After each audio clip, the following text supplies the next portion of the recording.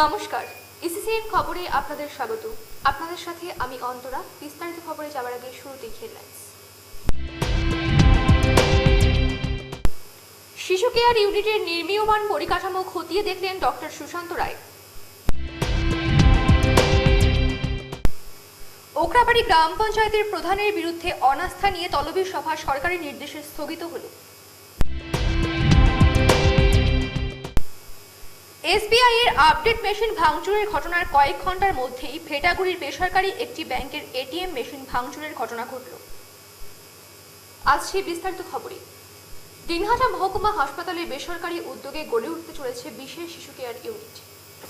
বৃহস্পতিবার নির্মীয়মানের পরিকাঠামো খতিয়ে দেখলেন স্বাস্থ্য দপ্তরের উত্তরবঙ্গের বিশেষ দায়িত্বপ্রাপ্ত অফিসার ডক্টর সুশান্ত রায়। তার সঙ্গে ছিলেন জেলা মুখ্য স্বাস্থ্য আধিকারিক সুকান্ত বিশ্বাস, দিনহাটা মহকুমা হাসপাতালের সুপার ডক্টর রঞ্জিত মণ্ডল, শিশু মঙ্গল সমিতির সভাপতি ডক্টর বিদ্যুৎ কমল সাহা, সম্পাদক উদয়ন গুহ, ডক্টর উজ্জ্বল আচার্য প্রমুখ। এদিন নির্মীয়মান বিশেষ শিশু কেয়ার ইউনিট পরিদর্শনের পর ডক্টর সুশান্ত রায় বলেন, দিনহাটা শিশু মঙ্গল সমিতির উদ্যোগে দিনহাটা মহকুমা হাসপাতালে যে বিশেষ শিশু কেয়ার ইউনিট গড়ে উঠেছে তা অত্যন্ত যুক্তিযুক্ত। উদ্যোক্তাদের সাধুবাদ জানাই। যদি কোনো শিশুর করোনা সংক্রমণ ঘটে, এখানে উন্নত মানের চিকিৎসার পরিকাঠামো থাকছে। দিনহাটা মহকুমা হাসপাতালে এটি একটি সম্পদ হয়ে থাকবে। করোনার তৃতীয় ঢেউ আসতে চলেছে। এই তৃতীয় ঢেউয়ে সবচেয়ে বেশি আক্রান্ত হবে শিশুরা, এমনই অভিমত বিশেষজ্ঞদের। কিন্তু করোনা আক্রান্ত রোগীদের চিকিৎসার কোনো পরিকাঠামো দিনহাটা মহকুমা হাসপাতালে নেই। তাই তো দিনহাটা মহকুমা হাসপাতালে বেসরকারি উদ্যোগে তৈরি হতে চলেছে বিশেষ শিশু কেয়ার ইউনিট। ইতিমধ্যে শিশু মঙ্গল সমিতির নামে একটি সংগঠন গড়ে তুলে অর্থ সংগ্রহের কাজ শুরু হয়েছে। ইতিমধ্যে ওই তহবিলে 60 লক্ষেরও বেশি টাকা সংগ্রহ হয়েছে বলে জানা গিয়েছে। বিশেষ শিশু কেয়ার ইউনিট গড়ে তোলার কাজ ইতিমধ্যে দিনহাটা মহকুমা হাসপাতালে শুরু হয়েছে।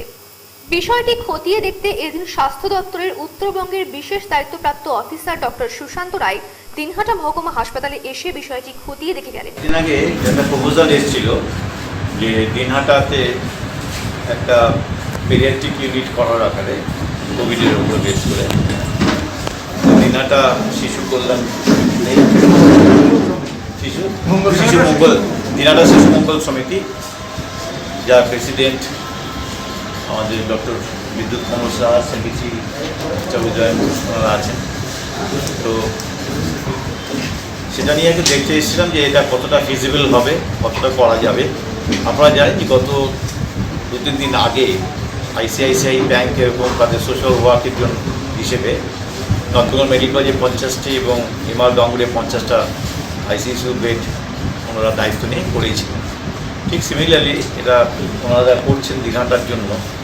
এটা আমার তো মনে হয় ভীষণ সাধুবাদ দেওয়ার মতো জায়গা যে তারা সেই মানে দিনহাটা শিশুদের জন্য এত চিন্তা ভাবনা করে, একটা তো প্রচুর খরচ আছে, সেগুলো করছে। তো আমার মনে হয় যে জায়গাটা করবেন বলে ঠিক করেছে সেই জায়গাটা দেখলাম। আমি আশা করি এইটা খুব শিগগিরই আমাদের কাছে নোটিফিকেশন চলে আসবে। আমাদের আর কতগুলো পেপার ওয়ার্কস আছে যেগুলো করতে হবে, যে কে দেখবে, এএমসি কী হবে, এগুলো সমস্ত গভর্নমেন্টের তরফ থেকেই করা হবে অ্যাকচুয়ালি। তো আগামীতে আমরা যেমন 3rd ফেজের জন্য একটা চিন্তার মধ্যে আছি, তো সেই জন্য দিনহাটাকে আমরা সর্বাঙ্গীনভাবে করতে চাইছি। এটা যেমন ওনারা সোশ্যাল ওয়ার্ক প্রচুর কাজ করেন, আমি জানি এখানে অনেক ওনারা করেন, সায়েন্স ফেয়ার বা এই সমস্তগুলো হয়। তো এটা তো প্রত্যেক বছর আমাদের কাজ আছে। মাননীয় কমল গুহ যখন বেঁচেছিলেন তখন উনিও করতেন, আমি যতটুকু জানি। এটা গেলে একটা দিক। আরেকটা দিক যেটা, সেটা যে এখানে কোভিড হসপিটাল, কোভিড ব্লক যেটা করা হয়েছে, আমরা এর আগেও যখন এসেছিলাম কোভিড ব্লকটা খোলার জন্য, সেই সময়তে আমরা তখন দেখে গেছিলাম যে উপরে কিছু ভার্টিক্যাল এক্সটেনশন করা যেতে পারে। ওটা আমাদের একটা এস্টিমেট দিয়েছে, আমি ওটা ঠিক জায়গায় পাঠিয়ে দেবো। যদি আমরা সেটাকে করতে পারি মানে কোভিডের জন্য একটু জানি, একটু নতুন কনস্ট্রাকশনে একটু অসুবিধা আছে, তো দেখবো ওটা কীভাবে ম্যানেজ করা যায়। করলে পরে দিনহাটা হাসপাতালের দিক থেকে আগামী দিনে একটা খুব ভালো জায়গায় পৌঁছে যাচ্ছে। আমার ধারণা যে দিনহাটার মানুষজন কিন্তু এতে যথেষ্ট উপকৃত হবে। ইসিসিএন খবর দিনহাটা। দিনহাটা 1 ব্লকের ওকরাবাড়ি গ্রাম পঞ্চায়েতের প্রধানের বিরুদ্ধে অনাস্থা নিয়ে তলবি সভা সরকারি নির্দেশে স্থগিত হয়ে গেল। বৃহস্পতিবার ছিল এই তলবি সভা। সেই অনুযায়ী সকাল থেকে দিনহাটা থানার আইসি জয়দীপ মোদকের নেতৃত্বে কড়া পুলিশ নিরাপত্তা লক্ষ্য করা যায়। তৃণমূলের দুই গোষ্ঠীর দ্বন্দ্বের জেরে ওকরাবাড়ি গ্রাম পঞ্চায়েতের ক্ষমতা দখলকে কেন্দ্র করে দলের ব্লক সভাপতি ও বিধায়ক অনুগামীদের দ্বন্দ্ব চলছিল বেশ কিছুদিন ধরেই। বিধানসভা ভোটের পরে গীতালদহ 2 গ্রাম পঞ্চায়েতে দলের ব্লক সভাপতির অনুগামী বলে পরিচিত প্রধানের বিরুদ্ধে অনাস্থা নিয়ে আসে বিধায়ক অনুগামী পঞ্চায়েত সদস্যরা।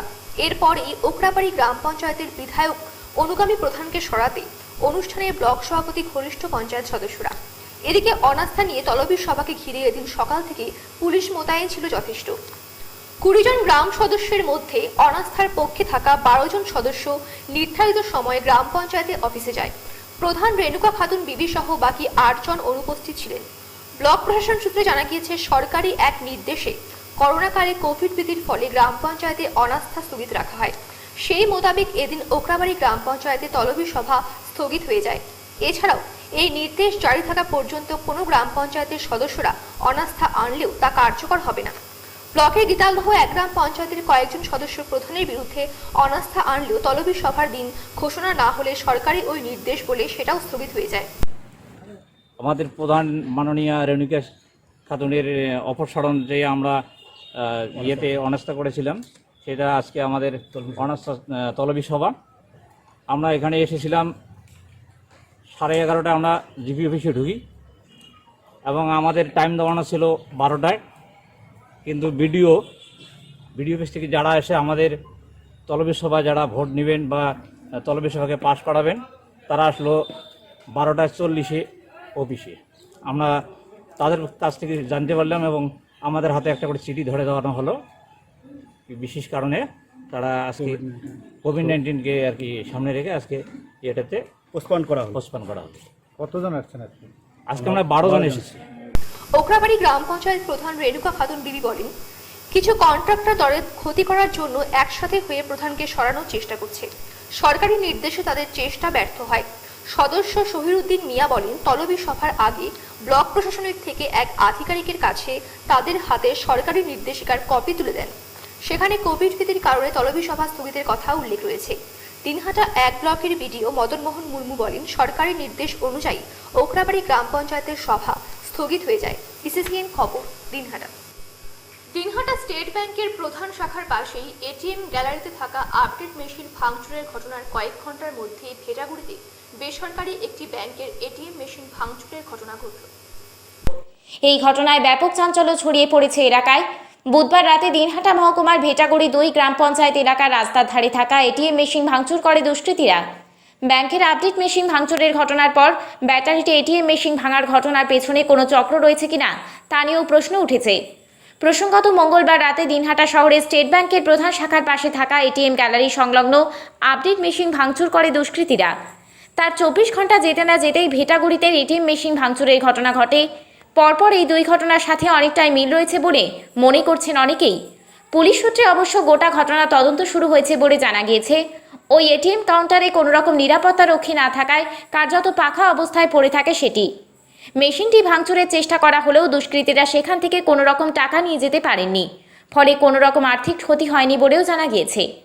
দিনহাটা থানার আইসি জয়দীপ মোহদক জানান, সম্ভবত মদ্যপ অবস্থায় এই দুই এটিএম কাউন্টারে দিয়ে বাঁশ দিয়ে সেটিকে ভাঙার চেষ্টা করা হয়। এলাকায় কর্তব্যরত সিভিক ভলেন্টিয়ার্স শব্দ পেয়ে সেখানে ছুটে যেতেই ওই দুষ্কৃতীরা পালিয়ে যান। তবে গোটা ঘটনা তদন্ত করে দেখা হচ্ছে।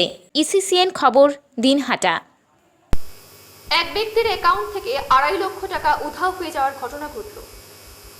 দিনহাটা শহরের শাহীগঞ্জ রোড এলাকায় মধুসূদন মাহেশ্বরী নামে এক ব্যক্তির অ্যাকাউন্ট থেকে এই টাকা খোয়া যায় বলে জানা গিয়েছে।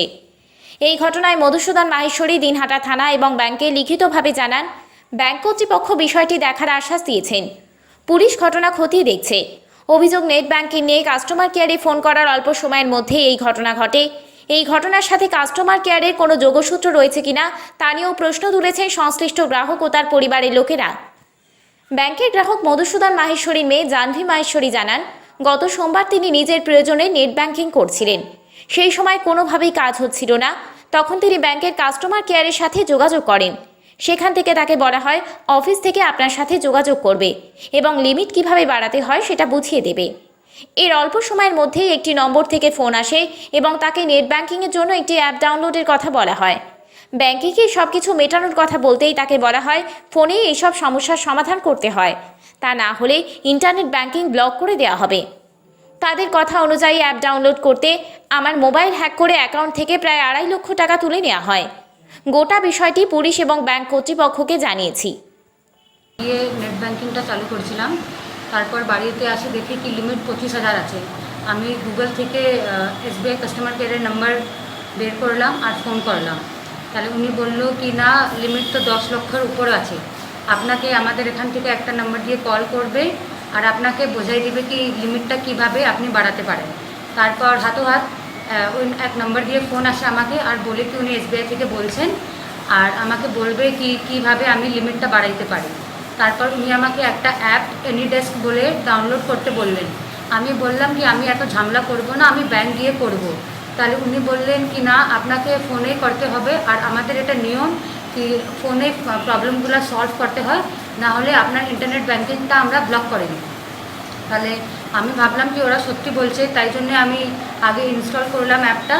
আর ওই অ্যাপ থেকে ওনারা আমার মোবাইলটা হ্যাক করে নিচ্ছে আর সব OTP নম্বরগুলো নিজে মোবাইলে শেয়ার করে আমার SBI অ্যাকাউন্ট থেকে 2,49,400 রুপিস ডেবিট করে নিচ্ছে, আমার অ্যাকাউন্ট থেকে ডেবিট করে নিচ্ছে। ব্যাংকে জানিয়েছিল? ব্যাংকে জানিয়েছিলাম। তাহলে ব্যাংক আমাকে একটা ফর্ম দিচ্ছে আর বলছে কি এটা ফর্ম ফিল আপ করে দিনারটা পুলিশের হেল্প নিয়ে। তাহলে দিনারটা পুলিশ আর IC বাবু মোদক স্যার আমাকে খুব হেল্প করেছেন, এই ম্যাটারটা দেখেছেন, যা যা আমাকে ডকুমেন্টস লাগতো ওরা সাইন করে দিচ্ছেন আমাকে। আর এই ডকুমেন্টসগুলো আমি ব্যাংকে জমা করব। SBI ব্যাংক ম্যানেজার উনিও আমার খুব সাথ দিচ্ছেন। আমি চাই কি আমার টাকা আমি বাপস পাই যাই, তাই জন্যে পুলিশ আর ব্যাংকের আমাকে হেল্প লাগে। স্টেট ব্যাংকের দিনহাটা শাখার চিফ ম্যানেজার প্রদীপ সামন্ত বলেন, ওই ব্যক্তির লিখিত অভিযোগ পেয়েছি, ব্যাংকের নিয়ম অনুযায়ী সবকিছু দেখা হচ্ছে। বিষয়টি নিয়ে দিনহাটা থানার IC জয়দীপ মোহন জানান, ওই ঘটনায় খতিয়ে দেখা হচ্ছে। ECCN খবর, দিনহাটা। কোচবিহারের প্রবীণ চিত্র সাংবাদিক অশোকদের মৃত্যুতে স্মরণ সভা হলো দিনহাটায়। বৃহস্পতিবার দিনহাটা প্রেস ক্লাবের উদ্যোগে এই স্মরণ সভা হয়। এদিন স্মরণ সভায় উপস্থিত ছিলেন বিভিন্ন সংবাদ মাধ্যমের হরিপদ রায়, সুমন মণ্ডল, প্রশান্ত সাহা, প্রসেনজিৎ সাহা, রাহুল রায়, মিল্টন সরকার, রবিউল ইসলাম, ভাস্কর সাহা প্রমুখ। প্রয়াত চিত্র সাংবাদিকের ছবিতে এদিন মাল্যদান করে শ্রদ্ধা জানান উপস্থিত সাংবাদিকরা। সেখানে বক্তব্য রাখতে গিয়ে উপস্থিত সাংবাদিকরা উল্লেখ করেন, অশোকদের মৃত্যুতে অপূরণীয় ক্ষতি হলো। ছিলেন প্রয়াত অশোক দে, তিনি সেকাল থেকেই এই কাজের সঙ্গে যুক্ত ছিলেন। যখন সাংবাদিকের সংখ্যা কোচবিহারের অত্যন্ত গুটিকয় ছিল, হাতে গোনা ছিল, সেই সময় উনি ক্যামেরা নিয়ে গ্রামান্তরে ঘুরে বেড়াতেন। হঠাৎ করে গত রাত্রে ওনার এই প্রয়াণের খবর আমাদের কাছে আসে। আমরা খুবই মর্মাহত যে এই ধরনের একটা দক্ষতা সম্পন্ন চিত্র সাংবাদিক যিনি আমাদের ছেড়ে চলে গেলেন, তাকে আমরা দিনহাটা প্রেস ক্লাবের পক্ষ থেকে শ্রদ্ধা জানাচ্ছি। ECCN খবর, দিনহাটা। করোনা ওদের সাপে বড় হয়েছে। করোনা বিধি নিষেধের জেরে নদীর জল স্বচ্ছ হতে ঝাঁকে ঝাঁকে দেখা মিলছে ওদের। ওরা মানে ডলফিন। ডলফিন দেখতে আর ওড়িশার চিল্কা হ্রদে যেতে হবে না। কোচবিহারে ভারত বাংলাদেশ সীমান্ত ঘেঁষা বালাফুত নদীতে দর্শন মিলবে ডলফিনের। তবে তার জন্য পরিকাঠামো তৈরি করতে হবে। রাজ্য বন দপ্তরের তথ্য অনুসারে কোচবিহারের তুফানগঞ্জ মহকুমার কালজানি, ঘরঘরিয়া, তোরসা নদীতে প্রচুর পরিমাণে ডলফিনের দেখা মিলছে। আর সেই ডলফিনকে রক্ষা করতে সম্প্রতি কোচবিহার বন দপ্তর national mission of clean Ganga প্রকল্প রূপায়ণের জন্য প্রস্তাব উপর মহলে পাঠিয়েছে। রাজ্যের principal chief conservator of forest এই প্রস্তাব কদিন আগেই তাকে পাঠানো হয়। সেই প্রস্তাব অনুমোদন পেলে ডলফিন রক্ষা করার কাজ সহজ হবে বলে জানিয়েছে বন দপ্তর। বন দপ্তর নদীগুলিতে ডলফিনের উপরে এখন বিশেষ নজরদারি চালাচ্ছে। জানা যায় বেশ কয়েক বছর আগে তারা বালাভূতে ডলফিন গণনা করেছিল। সে সময় যত ডলফিন পাওয়া গিয়েছিল তার থেকে এখন সংখ্যা অনেকটাই বেড়ে গিয়েছে। বন দপ্তর সূত্রে জানা গিয়েছে 2009 থেকে 11 সাল পর্যন্ত বন দপ্তর বালাভূতে ডলফিনের উপর একটি সমীক্ষা চালায়। সে সময় সেখানে 54টি ডলফিনের দেখা মিলেছিল। বন দপ্তরের অনুমান এখন বালাভূত ও চিড়াখানা ওই দুই জায়গা মিলিয়ে 100টির উপর ডলফিন রয়েছে। পুরুষ, স্ত্রী ও শিশু ডলফিন রয়েছে, অর্থাৎ এরা পরিবার সহ এখানে থাকছে। এদের মূল বসবাস ব্রহ্মপুত্র নদে। সেখান থেকে বাংলাদেশের মেঘনা নদী হয়ে এরা এই অঞ্চলে চলে আসে। দিন কয়েক আগেই চিড়াখানা এলাকায় একটি ডলফিনকে মেরে ফেলার ঘটনা ঘটেছিল। ওই ঘটনায় একজনকে বন দপ্তর গ্রেপ্তার করে। এর সঙ্গে কোনো চক্র জড়িত কিনা তাও বন দপ্তর খতিয়ে দেখছে। সেই সঙ্গে বন দপ্তর ওই সমস্ত এলাকার উপরে নজরদারি চালাচ্ছে। নির্দিষ্ট সময় অন্তর নদীতে নৌকা নামিয়ে বন দপ্তরের অফিসাররা ডলফিনের ঝাঁকের উপর নজর রাখছেন। Wild life institute of India সার্বিকভাবে সমীক্ষা করতে পারে, এমনটাই দাবি বন দপ্তরের। তবে এদের রক্ষা করতে হবে। বন দপ্তর যে প্রকল্পটির প্রস্তাব পাঠিয়েছে তার মাধ্যমে করা যেতে পারে। এখানে যে এলাকায় ডলফিন দেখা যাচ্ছে সেগুলি বন দপ্তরের কোচবিহার 1 রেঞ্জের অধীনে থাকা নাগুরহাট বিট এবং আটিয়া মোচর বিট। ওসব এলাকা থেকে বন দপ্তরের কোচবিহার ডিভিশন সবসময় ডলফিন সংক্রান্ত তথ্য সংগ্রহ করছে। রাতের অন্ধকারে ওসব জায়গায় ডলফিন সংক্রান্ত কোনো অপরাধ যাতে সংগঠিত না হয় সেদিকেও লক্ষ্য রাখা হচ্ছে। বন দপ্তর জানিয়েছে, নদী সংলগ্ন স্থানীয় বাসিন্দাদের ডলফিন সম্পর্কে বোঝানো হয়েছে। এলাকার স্থানীয় বাসিন্দা থেকে পরিবেশপ্রেমী প্রত্যেকেই চাইছেন ডলফিনগুলো সংরক্ষণ করে এখানে একটি পর্যটন কেন্দ্র গড়ে তোলা হোক। ইসিসিএন খবর, দিনহাটা। এসিসিএন খবর এখনকার মতন এই পর্যন্তই। আপনারা দেখতে থাকুন এসিসিএন খবর, সবার মাঝে সবার সাথে।